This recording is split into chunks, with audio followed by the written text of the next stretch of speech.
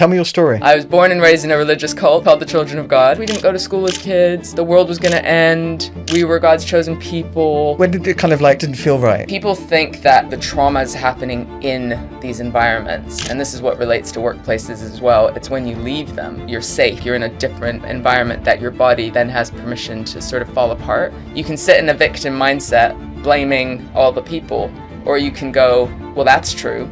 What am I going to do about it? Boosting your mental health is having hard conversations, learning to be honest, and doing the work to move yourself from a situation. Someone's burnt out or says they need time off, and they're like, well, you're not a culture fit.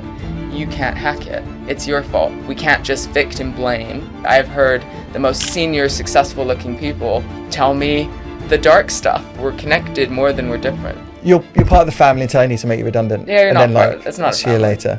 That's culty. That's culty. Culty in a business context is what? As long as you're following the rules, you're part of this. But if you challenge groupthink, you're now difficult. You may need to be made an example of. How can you identify if that is you? You're the cult leader? Tell me your story for those that don't know. Should I dive right in? Please, yeah. Well, let's start from the beginning. I was born and raised in a religious cult called the Children of God. And people immediately have ideas of what that might be like or look like. But there were some really good bits. It's taken me a lot of years to go in hindsight and think, don't throw the baby out with the bathwater. Where was that? Was that in which country? So it started in the States in the 70s. Yeah. I was born in Holland. It was all over the world. So it wasn't just one commune. There were 10,000 people spread out over kind of India and Europe and the US and different places. Yeah. And the premise was to rebel against the church system and actually go out into the world and do good things. Right. Great hook, so was it right? Christian then? Or? It was Christian. Yeah. Christian, but, about giving back. So it had a great premise. If you think of all the 70s hippies that were counterculture and so many cults started then. Yeah, loads. Yeah, so many. And like many of them, they start with a good mission and a good idea. Yeah. And it's over time that it becomes more convoluted and dark and all the things. So if snapshot as a kid, loads of travel, always living with other people. I'm one of 5 kids, grew up in India, Brazil, Russia, Kenya, all over the place. Loads of music, loads of shared mission. And we didn't go to school as kids. The world was going to end. We were God's chosen people. Just layers of, if you didn't fit in or you thought differently, then you were made an example of. So just those little nuances over time that got darker and darker and darker. Crazy. So you started in the Netherlands. Yes. And then with the cult, you moved around and stuff. Yeah. Well, with my family, we always had a new place to go or mission. And was there a key figure in the cult? There was. So David Berg was the founder, but I never met him. So he was always that kind of elusive in hiding, but we were to refer to him as kind of grandpa, and as in a familial way, his guidance was God's word or whatever. And then when he passed, his wife and her lover, should I say, took over, and then it even got weirder, but whatever. Crazy. Yeah. So your whole early childhood was religious, religion, all focused on this cult figure and. Yeah, well, it was focused on supposedly changing the world. So this is where it was confusing as a teenager to be something doesn't feel right. I'm seeing people be punished and things that I didn't think were fair. But I didn't know why they weren't fair, Yeah. But because I would always remind myself, and this is what they would remind us, right, was that, but the mission was solid. And if anything wrong happened, it was that person's fault. Right. And I know we're not there yet, but this is what I see in workplaces, is the similar toxic traits of cults in corporate companies. That is true. Mm-hmm. When did you realize that, when did it kind of this didn't feel right? Or... So people think it's a lightning bolt moment, but it's more like a patchwork thing, right? So you get this one thing and then another thing. And remember, I didn't go to school. Our parents never asked us, who do you want to be when you grow up? So there was no hey, I want to work in this way. It was the world's going to end. This is your path. This is how it's going to go. And then, of course, the narrative, if you if you left, so we would hear the tales, the legends of the people older than us that left, and they'd tell us they were prostitutes and drug addicts and and you'd think some of them were, but it was because they had their parents disowned them, they had no grounding, they had no money, they were surviving, but there was God's punishing them. Scary, right? Yeah, crazy. Yeah. So it wasn't like from one day to the next. That's like a movie version of this stuff, right? Yeah. It's more like over just gradual. Probably 8 years. I started leading 5 years, a double life.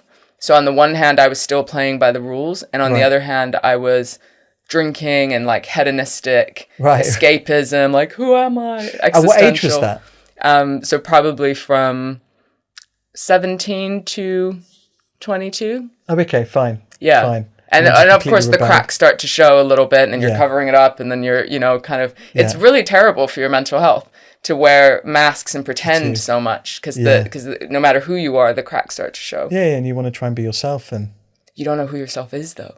So this whole narrative of like, go be yourself. If you've had fixed masks your entire life, and anything that was remotely yourself was seen as bad, like that's a whole journey of discovery of who you are. Yeah.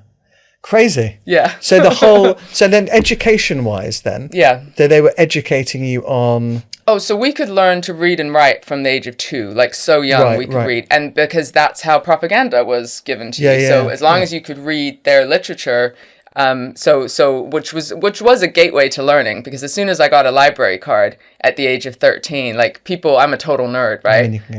I'm like, books, stories, like voracious appetite for learning. And they didn't limit what you could... Well, but by the time the founder had passed, there were more freedoms, so it wasn't as sort of strict. And so I guess they were trying to keep our generation in by giving us some different freedoms. So I had kind of access. But of course, their narrative would be like, you'll be reading these sorts of things. And I'd be like sneaking books about like a gay person's biography and people in all these sorts of lifestyles. And I'd be like, oh my God, there's other ways to live. Yeah. And then YouTube and stuff, when did that start? I'm quite old. So no, we didn't.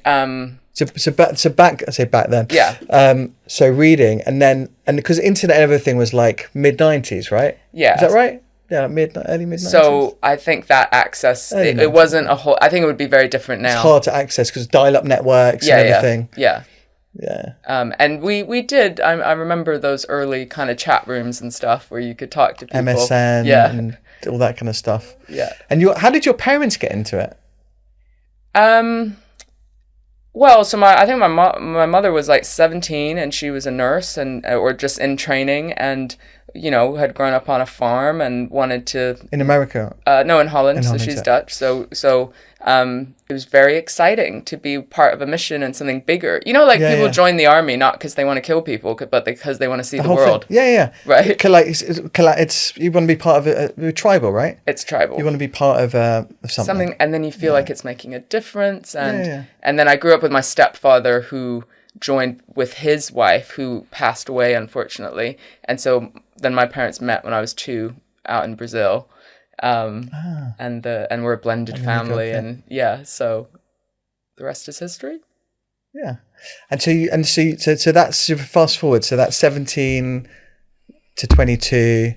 You started like finding yourself. Is that the right word? Sure. Or like experimenting. Actually, self-medicating. So you're completely rebelling. Yeah, but secretly. So I don't know if that's a good enough rebellion, is it? I'm like, I will secretly rebel. With others in the... Yeah. So one of my sisters had left, and then, she was... So I would just kind of go visit her, and then in hindsight, I already had addiction issues, and I would put that as both genetic, activated by trauma, right? And so for me, not everyone... That wasn't everyone's gateway, but for me, it was like, it was the illusion of self. Like, oh my God, I can feel myself, like I can breathe if I'm drinking or in that sort of state. Yeah. Okay. And so you're doing it with others, drinking, sure, drugs, partying, just like, just losing my mind a little bit. And then I fell pregnant with my son, and I was partying with my now ex-husband, but so a guy who was outside of the community. Right. Fell pregnant in Holland. I was actually back in Holland then. Right. I was in Amsterdam at the time, but I haven't really grown up in Holland because I've been to lots of other places. And then I guess that was my catalyst point, or like, what am I going to do? Am I going to raise my son here, or? And so his father said, "Come move to London and let's figure this out." Respect to him. because we'd partied for 3 months. That was about it. You don't know a person. He took responsibility, and yeah, he was like, move in with me, let's figure this out. So I moved in with him and his best mate in their bachelor pad. Where was that? In London, Clapham. Okay, and that was my first, and my son's 20, so that's how many years it's been. Wow. But that was the... And then and that was like when you kind of officially stepped out. Yes, stepped away. Yeah. But people think that, the trauma is happening in these environments. And this is what relates to workplaces as well. It's when you leave them, right? That actually, and you're safe, like you're in a different environment, that your body then has permission to sort of fall apart. So for me, that's actually when weirdly things got worse, because the whole lifetime of like, who am I? Like all this stuff. Yeah. And when my kids were really young, so I have a daughter as well, that's when I spiraled into really bad addiction. And my own rock bottom moments. And, remember, I don't have an education. I'm in a new city. I now have no support networks. I'm trying to figure it out. And I guess a lot of what I talk about is, taking responsibility for my own mental health and learning things to support me, and then moving into kind of the expert piece. So how did that all happen? So you went through your moment, addiction, rock bottom and stuff, and then you wanted to kind of write about it, help others. Like how was? Yeah, I think. Well, I started going to school. I got a master's degree at night. I was working in youth mental health for a while, so I was trying to navigate these different ways of, I guess, purpose and sorting myself out. And then the rock bottom moments were like, okay, I am becoming. Sounds terrible, but I'm becoming the perpetrator in the cycle of abuse, And I say that loosely, like I just from drinking and what that does to your kids, right? Yeah. And so you can sit in a victim mindset, blaming all the people, or you can go, well, that's true. What am I going to do about it? Yeah. Right. Yeah. And so I started studying to be a counselor. I went to therapy. I quit drinking. And I don't go to AA anymore, but I did at the beginning. And there were two things I learned that I think were essential to boosting my own mental health. I learned how to be honest. Like I watched people sat in a circle just telling the most horrific stories, just like straight up. And I was like, whoa, like people could just say stuff. And then I practiced, right? And I'd be like one sentence and I'd be like tears and snot and like, ooh, and then I learned how to be that you needed to be accountable to other people. Yeah. Those two lessons probably. Was it good to be accountable to, with the AA stuff, it's all strangers, right? Yes. Was it easier to... Well, it's not so. It's the fact that they're strangers, but it's the fact that they're just as messed up as you. Right. And so like I'd call up someone and I'd barely know them and be like, I remember calling someone and saying, I'm sitting in my cupboard, crying, thinking I need to have a drink. And you didn't have to go, hey, how are you? How's the weather? As British people do. You could just be on like it's really bloody weather, people. What is this code for? Which you couldn't do with everyone. Yeah. Because you knew that they would need you as well at some point. Yeah. So that support network is like critical. Key. Right? Key. And it doesn't have to be something like that. I then learned how you build your support network, right? Inside work, outside work, in your team, whatever it might be. Yeah. Let's move on to that. Because crazy. I mean, thanks for sharing that story. Because there's a lot of people, I guess they go through the same thing or not, but still tough times. Yeah. Whatever tough times means for you, right? Mm-hmm. And then they become an adult, and it's difficult. Even if I haven't gone through as tough as you, it's still like when it's your own thing. Of course, it's difficult. Huge. So how have you maybe kind of share some things of how you've managed to like deal with it, cope with it, and also just for others as well? Well, there's a lot these days about self-care, and I'm all for it. Yeah, there's a lot. But I also talk about like mental health not just being bubble bath well-being is what I say. What is that? So this idea that the advice is go have a bubble bath, light a candle, meditate, and I'm like, great. I have nothing against those things, but sometimes boosting your mental health is having hard conversations, learning to be honest, and doing the work to move yourself from a situation. Yeah. So I just like that, like not enough of us are talking about the active element of taking responsibility for our mental health. Yeah, no, for sure. And also in a work context, so many people wait for the company. I always hear it all the time. It's like they're not providing this, or they've not given me, and I'm a massive proponent of taking ownership of your own stuff. Well, in businesses, you do need both. So I talk about individual responsibility and organizational responsibility, because both sides, like the organization is like, the people should access the benefits or the things. And the people are like, those aren't the right benefits. And what happens in my day-to-day life as with my team? So to create mentally healthy cultures, we do need both. Yeah. But that does mean starting with you, right? Which is like, well, what is one small thing in my control? Yeah. To invest in myself, but also to take responsibility for my culture, because people make up the culture. It can't just be like, this is the culture. Yeah. Especially in smaller firms. Yeah. Like if you're in a big firm, a load of budget, and they're doing all of these nice like mental health, well-being, yoga, you've got the apps and all of that stuff, which you can access a lot of the time if you want, right? But if you're in a smaller firm or mid-sized firm without the budget and things, and I think more of the onus is on you, also management and stuff, of course, because it's a group thing. But I think you just really have, it's the hardest thing, but to take ownership of your own stuff. Well, I'm in a small team and we don't have massive benefits and all the things, right? If it's sort of as and when, if people need things. And everyone is responsible for themselves. Yeah. And yet I need to be open for feedback and anything that I can do. And I find that in organizations, they outsource mental health, or they say, well, we've got these great one-to-ones. And I'm like, yeah, but that doesn't help everyone support each other. That just makes everything's in secret. But we're not realizing that everyone's struggling and doing the same things or could help each other. Everyone's struggling. But a lot of people don't want to admit it. That's also true. In a work environment as well. Not everyone's comfortable, especially the last few years where there's been a lot of redundancy. Nervousness, I'm so nervous. Yeah, if you put your hand up, you're like, hey, I'm struggling, I need some time off. I think there's a lot of nervousness around, you might be the next one out the door. But then that's also the misconception, is that by the time you're saying you're struggling and you need time off, things have been going on for a hell of a long time. Very true. And so my business talks about what are the conversations we're having over here, long before somebody's like, oh, I can't do it. Can't breathe. Yeah. Right. And you're right. The culty thing is someone's burnt out or like says they need time off, and they're like, well, you're not a culture fit. You can't hack it. It's your fault. Right? Yeah. When they've like squeezed them and oppressed them for years and years and years. Yeah. So we can't just victim blame. Right. So it's a balancing act. Yeah, definitely. But the good leaders and the good cultures are like, take holiday. Yeah. Have you taken your holiday yet?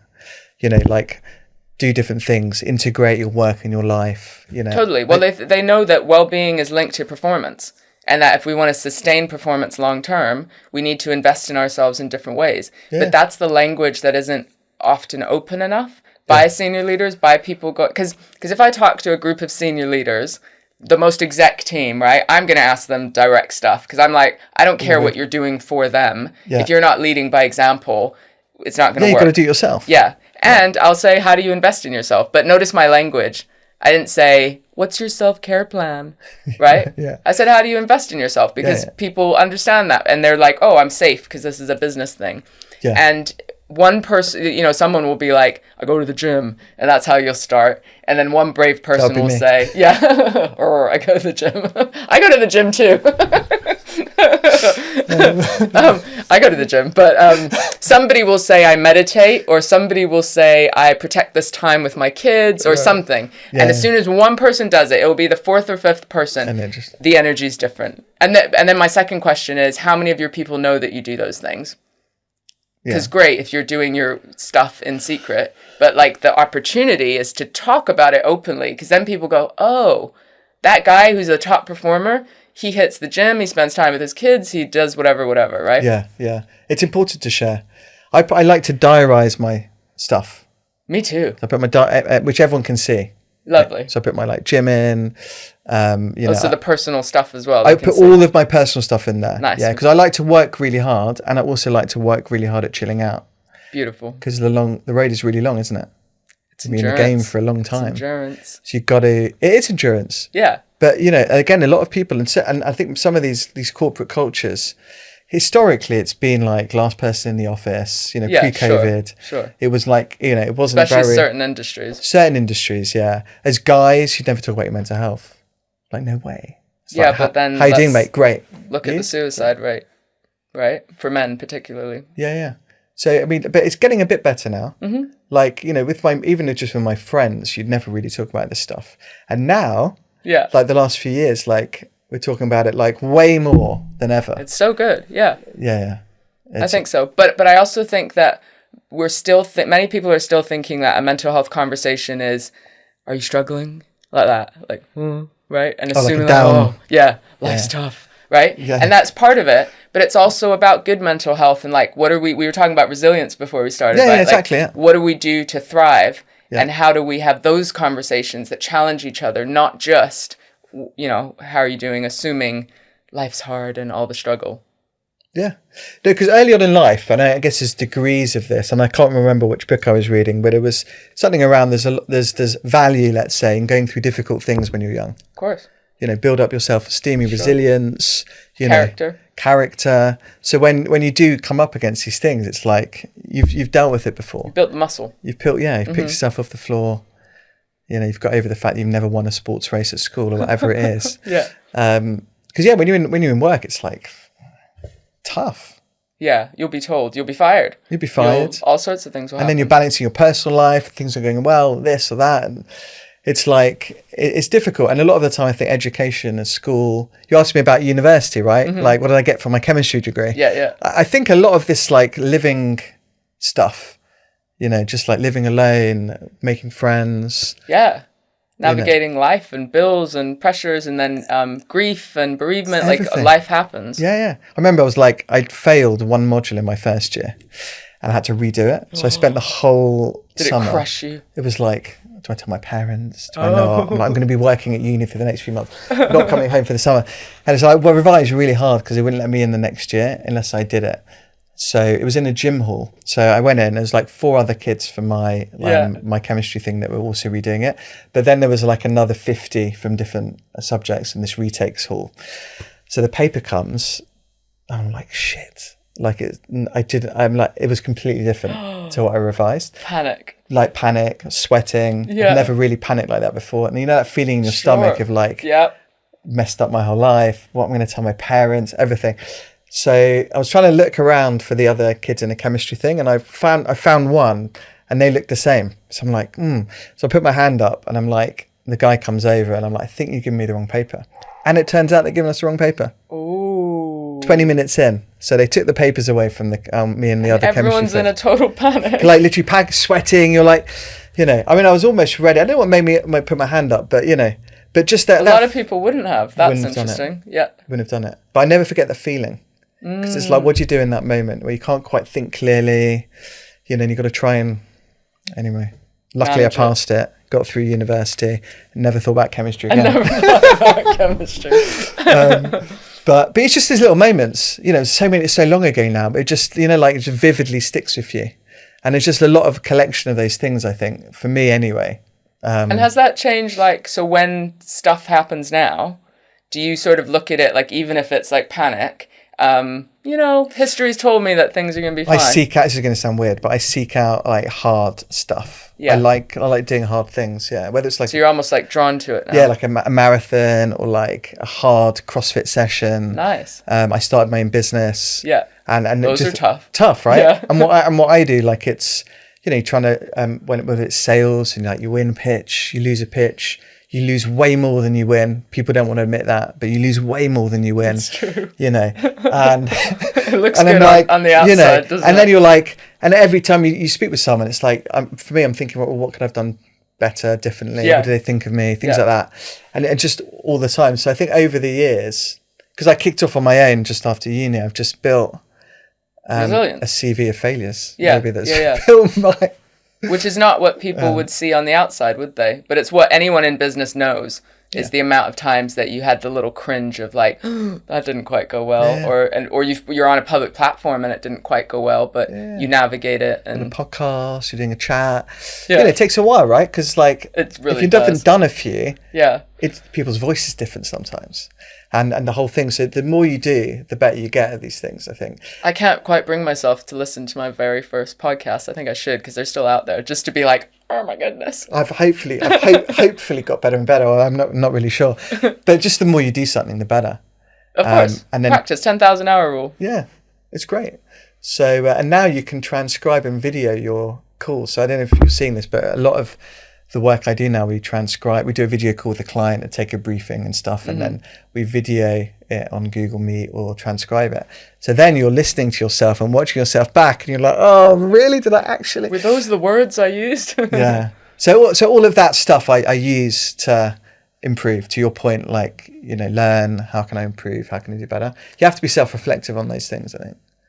Yeah, reflective, and it's not being self-critical, because some people will be like, oh my God, I did terrible, and then go in a shame hole and not get out for weeks, Yeah. And over time you learn that it's just information, that allows you to move forward. And that's what everybody's doing, no matter how successful they look on the outside. Because I'm a coach and a therapist, I've heard the most senior, successful looking people tell me the dark stuff, right? And I'm like, oh, everyone's got the stuff, right? They just need a safe place to communicate it. Yeah. But we're all we're connected more than we're different. Yeah, definitely. I spoke to so many leaders over COVID that were really struggling, but they're the leader. So they felt like everyone was looking to them for the answers. Who do they go to if things go bad? It's like people are a little bit, they're not sure who to speak with. They don't want to show that they're struggling. They don't want to tell their team. So there's a lot more than you think. But I also think role modeling this behavior, people assume that means always getting it right. Like, I've managed my stress and I do this and I do that and I'm role modeling. And I'm like, role modeling is also saying I'm having a tough day. I remember with my team several months ago, I was having a tough, lots of change had happened and I was having a tough day, and we had our team meeting and I joined it and I went, guys, I don't think I can do this team meeting. It's tough for me today, right? And I said, let's scrap the agenda and let's just talk. And what was so beautiful, because we've built trust and accountability and everyone knows everyone's kind of stuff, right? They just fought for the business and what needed to happen and had the most creative session ever, right? Yeah. And they said, I think it was funny, they were like, we must fight for our way of life, they said. They went, we're not going back to corporate, let's do this, that, and the other. And everyone stepped up. So sometimes it's about saying, I'm going through a divorce, or I'm going through a thing, and I'm not going to always be my best self. And giving people an opportunity to lift it. It shouldn't all be on the manager or the leader. No, definitely. Because we're human. We go through ups and downs. It's normal, isn't it? And you've got to appreciate it and roll with it and stuff. The corporate thing's interesting because there's many people now that don't want to work in corporate America, corporate UK. And they're finding the smaller, mid-sized firms are much more human, fulfilling, that maybe they can be on the ground, doing the work that they love, and a bit more humanity. What do you think of I did a poll on this on LinkedIn yesterday. What do you think of, everyone's like, come join the family. Ooh. Like, come be part of the family. I think that was your meme, right? That little sound effect. And it's like, you're part of the family until I need to make you redundant. Yeah, you're not part. It's not. See you later. That's culty. That's culty. And was it a blend? Do you think it's like, are people looking for, obviously you want to work in a high performing team and do your best and earn money and things, but then you also want somewhere where people do care? Of course you want people who care. You don't choose your family though. Your family's like, well, mine's filled with all sorts of crazy people. Yes. And regardless of how often you see them, they're still your family. That's just the baseline. Yeah. As soon as you get fired, you're not part of that family anymore. No. So I just think the phrasing is confusing, right? But I'm absolutely for connection, belonging, and feeling part of something that matters, with a clarity around what those boundaries are or how it works. And hey, I've had to learn this the hard way, because I've wanted, not without calling it a family, I've wanted to be there for people in such a big way. Yeah. And then when you have to fire people, it's tough, right? Yeah. And so I think it's more about transparency and collaborating with people on what belonging, what that looks like for that team. Yeah. So again, you don't have to make it all up yourself, but it's very culty. So culty in a business context is what? How would you? Yeah, so it's as long as you're following the rules, you're part of this. But if you challenge groupthink, because the groupthink plays out in corporates, right? Where we go with the mass. We're not the one who, like you talked about in your test, we're not the one who puts our hands up. That's like a very low percentage if you look at groupthink kind of research and science. But as soon as you're seen as, in culty language, a doubter, or somebody who's not going along with the party line, you're now difficult. You may need to be made an example of. Look at businesses who are like, we fired this person for X, Y, and Z. That's making an example of somebody, right? Yeah. It's not a respectful, transparent way of kind of managing something. And then it's, asking people to do things as well without them understanding the purpose. But that micromanaging stuff is sort of within it as well. Can it ever be a good thing? Being a cult? Business culty. Stephen Bartlett talks about this in his recent book, where he says there's the cult phase. I need to have a debate with him about this at some point. But he talks about the cult phase. So you're a startup, and the cult phase is when you're a particular size. I think he says it's up to 50 people, where the founder is the guru, I guess, or the person who's like the mission, and everyone's like, you don't have to pay me. I'm just here to, build the dream, right? And so he says that cult phase is crucial, but you can't stay there. So I sort of buy a little bit of that. Because so many companies don't transition effectively. You've got to transition, because I guess if someone's joining your company, they're gonna. It's your story. They want to buy. They're going to buy into you. Yeah. But it doesn't. But you don't have to. You have to behave as a culty. But to be fair, like most culty people, they're charismatic. Have you seen the WeWork documentary? No, I need to see that. Where that's a real example of a culty. Well, because it wasn't transparent, and he was like getting funding for lots of. He was just lying to lots of people underneath his charismatic behavior. So I think there's nuance here. But it's about taking responsibility and surrounding yourself with people that will question things and challenge groupthink. How can you identify if that is you? Like you're the cult leader? Because do you think everyone knows that? Or they just, like, do they consciously... No, and there's plenty of psychopaths and people just with, riddled with trauma that don't realize they're just acting out on other people. Maybe they've been abused themselves and they're repeating what's familiar to them, but they don't see it as... I think that's the $1 million question. I'd like somebody to tell me, because that could have solved a few fucking problems. It's hard if you're building a company, or even if you're in a big company and you're leading a big team and stuff, it's very easy to get into that. But you need to be, I think the crucial thing is self-awareness and being open to feedback. Are you learning and growing, and are you listening when people say things and actually pausing the reactive, you kind of firefighting and going, tell me more about what you mean, like how can I be better? I just think, and not just for the sake of it, but truly going, what is the impact of my 1,000 miles an hour behavior? Because often startup founders, they're the ones who don't sleep and, barely eat and do all the things, right? But then they're like, but I don't expect my people to do that. And I'm like, have you ever told them that? No, they just would know. That's the trouble. Right? We watch what people do, not what people say.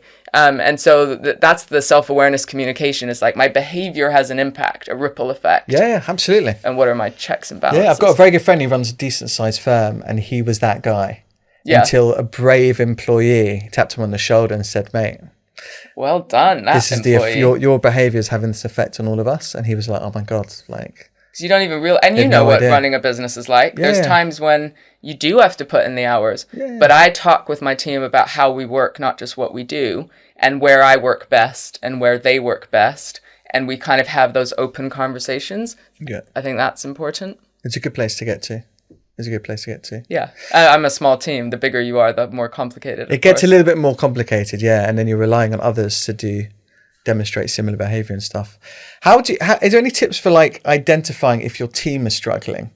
Because there's also a lot of people that they don't really want to share, because some people lean in, some people lean out. Is there any like best practice that you've?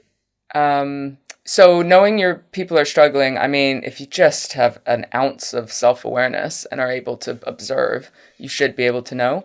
But I will say, even if people are remote, or because now my team's fully remote. We know. So the difference is, as far as a tip, is you need to be more explicit when you're fully remote. So you need to actually create space, formally and informally, to actually use words, not insinuate, which is hard for British people, and just actually say like, hey, what's the biggest challenge you're struggling with at the moment? Like a more specific question than how's everyone doing? Because you're going to get the And the bigger the team is, you could start and go into a 5-minute breakout group with 3 people and just say, everyone check in about how whatever. You know, like there's ways to do this. Yeah.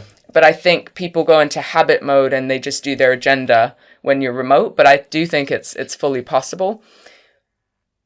Often, and this is going dark for a second, when people take their lives, often everyone around them goes, I never saw it coming. Or they go, they were the highest performer. You see these partners in law firms. You see like the highest performer, right? Or they say, that was the person we went to when we were struggling. Or they were the life and soul of the party. Yeah. Right? Yeah, so this idea that it's always like, look at the signs and symptoms. And, you know, you've got the classic internet, you know, like withdrawn, looks disheveled, smells like booze. And I'm like... No, you're right. I mean, unfortunately know a couple of people recently, and they were the people that other people went to. Because they're so good at wearing the mask. They were like... You wouldn't. It was just that. And the habit in those conversations is that they listen and people say things. And that person goes, they're so strong. They're always fine. And nobody's going, well, I'm curious what's going on for you, right? They would just, they would just, people would call them. Blah, blah, blah, blah, blah. Yeah. Oh, see, you know. People do that to me. They're just, I'm the person that's like, hello, and like story. We're like, oh, sorry, by the way, how are you getting on? You know? Yeah, exactly. And then not long ago, like I had a breakup, my son moved to uni, my daughter moved in with her dad, and suddenly I was in a flat by myself and I was thinking, oh, this is tough, right? Yeah. And then I realized like I had to consciously call my friends and say it was tough, and because they would just assume Petra's always strong and Petra's fine. Yeah. That resilience thing, right? Yeah. So I guess my point or my tip is we need to normalize conversations about this in general with everybody, not just when you're struggling. That's when we notice and say things. Yeah. But also, if it's in business context, you have to have a relationship, a good relationship with your You've had to build line trust. manager or something. Yeah. But that's why which is the hardest thing, I think, for some people. I mean, the conversation is managers get promoted because they have technical skill, not people skills. And they don't know. There's a lot of fear. So in our manager training, we name the fears that they'll say the wrong thing. They're worried that if they talk about this stuff, everyone's going to have duvet days and take time off, and who's going to do the work? Or quiet, what's it? There's so many quiet quitting, quiet this, quiet that. Yeah. Disengaged, like all the things. And they're afraid, like, what if I say the wrong thing? So really, from my perspective, the training's really simple. From their perspective, it's like we'll literally give them sentences and be like, you can say things like this, right? And they'll be like furiously writing notes. That's hard. It's a hard bit because being a manager, being a great salesperson, individual contributor, is a very different job to like managing a team of salespeople. And you get a lot of the time you get thrust into it. Totally. Even though maybe, if there's another career path. But it's difficult and you don't get trained on it. No. Also, talking about school and stuff, it's like a lot of school and education is your personal performance. Mm-hmm. And then moving from I to we is really difficult because it's I, but then when you're managing a team, your success is we, and I think it's difficult. But in a healthy, actual family, that's where one might learn those things. You can, that's or like team sports or things. Well, just the we of like, how do we help out in the house, or how do we back up a sibling, or how do we like that's. Well, before our devices took off, because now it's an I thing in our families as well. Like we sit on the sofa to watch a movie and everyone's on another device at the same time, right? You have 3 kids. I'm guilty of that. Yeah, I mean, we all are. It's addictive. Yeah. But that would have been like they also talk about the unsupervised playground was the time where we learned negotiation and the we, like, how do, I want to do this, then you do this. And sometimes it was messy and someone get slapped in the face and whatever. But now we're so like protective of those interactions that you go into the workplace and it does feel like that. Yeah. I posted a great picture the other day. I'll put it on the screen when we did about kids playing in a street in Liverpool in the 1940s.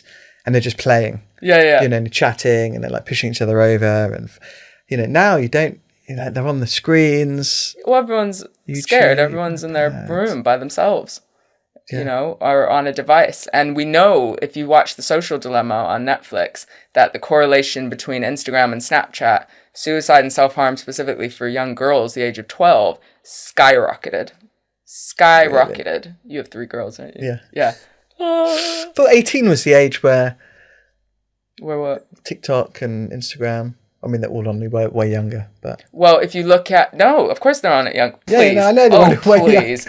Do you think that makes any difference at all? No, of course not. No. But there is a big conversation at the moment, isn't there? About I've had my daughter go, let about... me figure out my birth date so I can make sure it comes up younger. They're not... there are no checks and balances.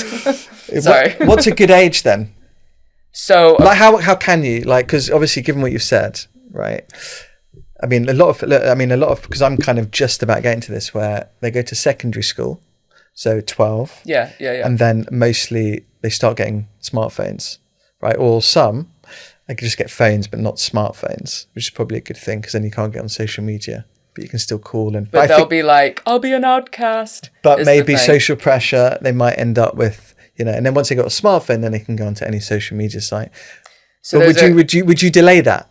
So it's tough, and I think my kids both got a phone at secondary school, but then they could never have it. Like, they had to read a book and go to sleep, and their phone was out of the room for bedtime. So, like, I had some checks and balances there when they were younger.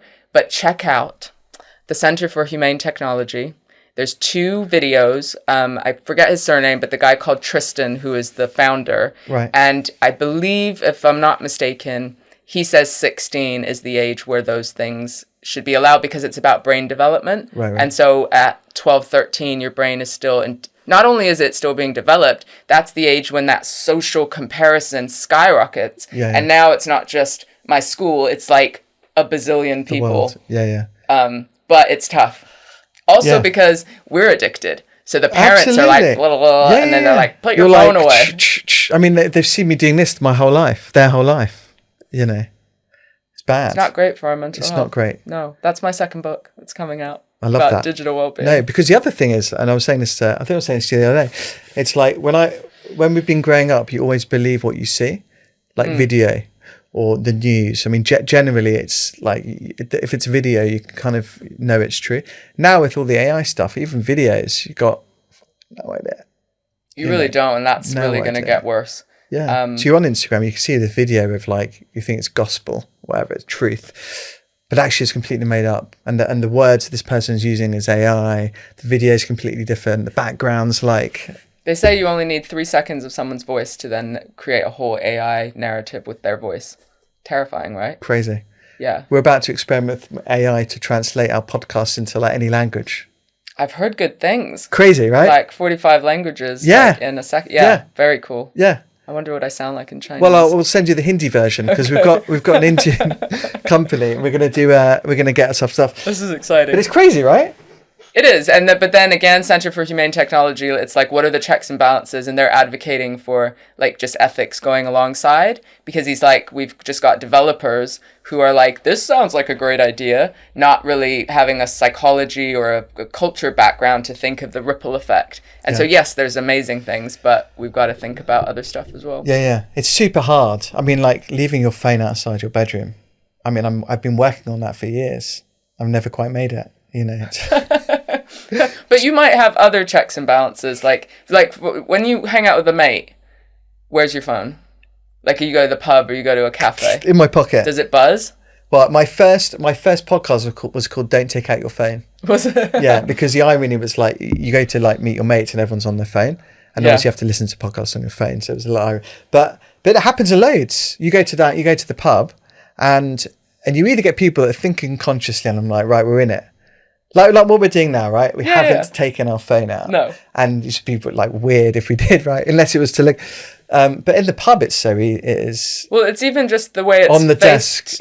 Up. Yeah, either up or down. On your desk. Yeah. The vibration, like, it's visible. So it's like an addictive appendage, right? And as soon as it buzzes, and I'm guilty of this when I'm in more, what happens is when we're in more of a survival state, fight or flight, we're more likely to grab something because it's a dopamine hit or it's emotional comfort in a time of stress. Yeah. And so the challenge is, like, how do we get ourselves out of those states?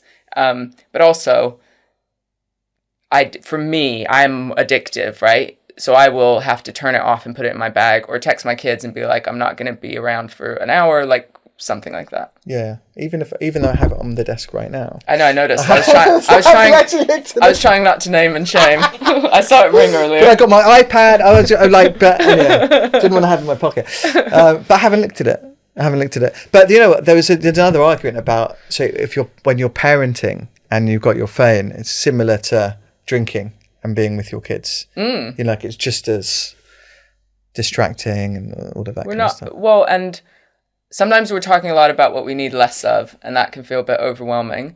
And so I'm often talking about, well, what's one small thing that we can do? So it might be, and I used to try and be quite strict with in the evening, and I was working and studying and all sorts of things when my kids were young.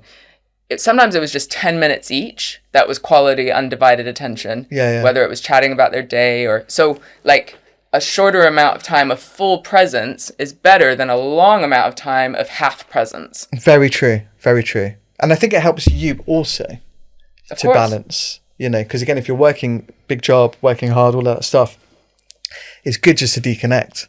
Because sometimes you find people feel like you can see it, like they're antsy.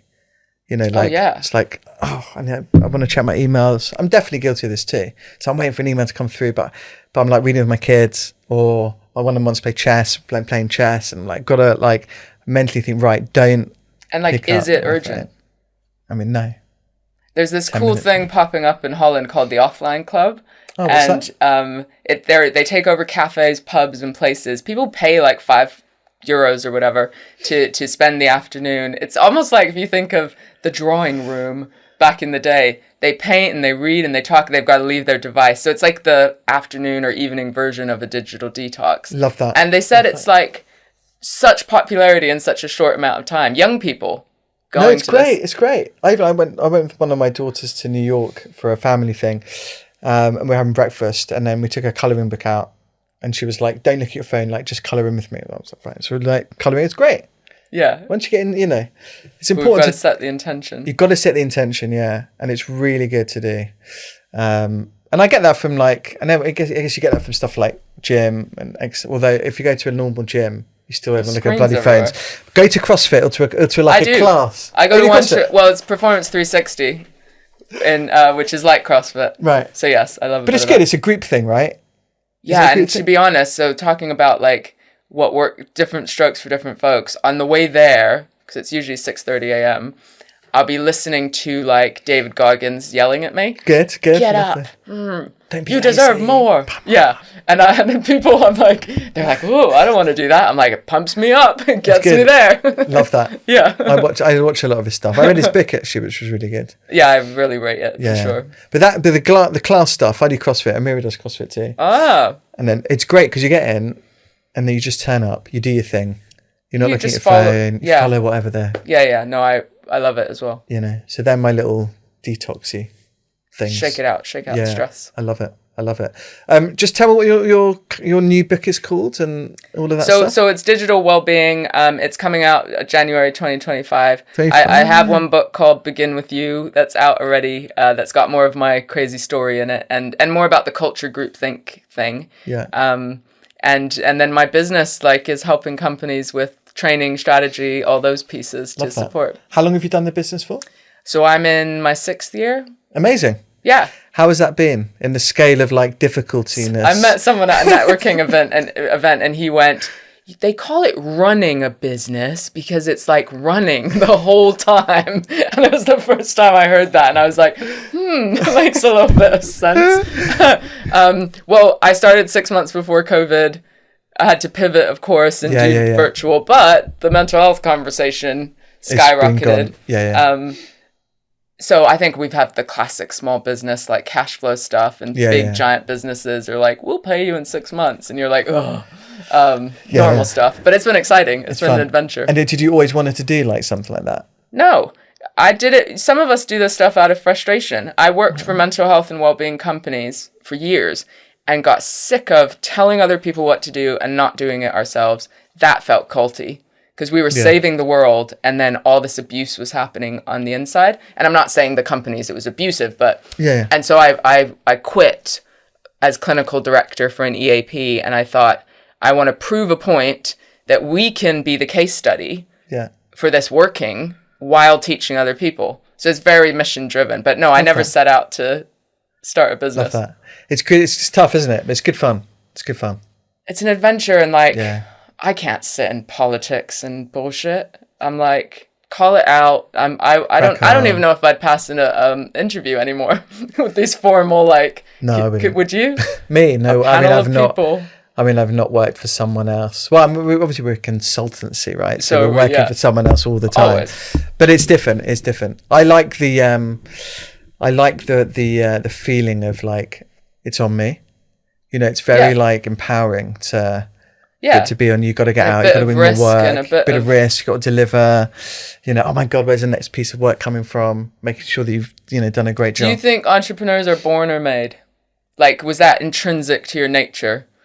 If you think, I think it was like a bit of my family story, and like I saw my cousin build a business. He was like 15 years older than me, so I think I saw it a lot.